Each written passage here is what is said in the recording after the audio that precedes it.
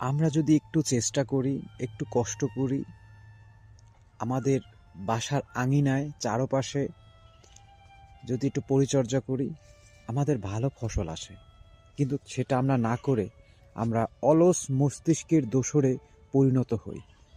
শুধু অলস মস্তিষ্ক দোসরের কারণে নিজের ক্ষতি না, আরও দশের ক্ষতি, দেশের ক্ষতি, সব দিকেই ক্ষতি। আমরা একটু পরিচর্যা করলে, সবাই যদি একসঙ্গে মিলেমিশে কাজ করলে ভালো ফসল আমরা এদেশে ফলাতে পারি এবং বিভিন্ন দেশে বাজারজাত করতে পারি। আমরা অন্য দেশে কেন মাথা নত করব? অন্য দেশে কি দিল না দিল তার জন্য কেন আমরা অপেক্ষা করব?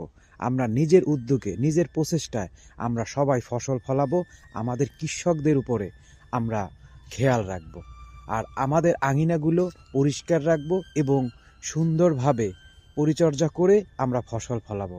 ইনশাল্লাহ ভালো কিছু আসবে এবং আমরা যেন নতুন বাংলাদেশ গড়ায় ঐক্যবদ্ধ হয়ে সবাই একসাথে কাজ করতে পারি। এগিয়ে আসুন দেশ ও দেশের মানুষের কল্যাণের জন্য।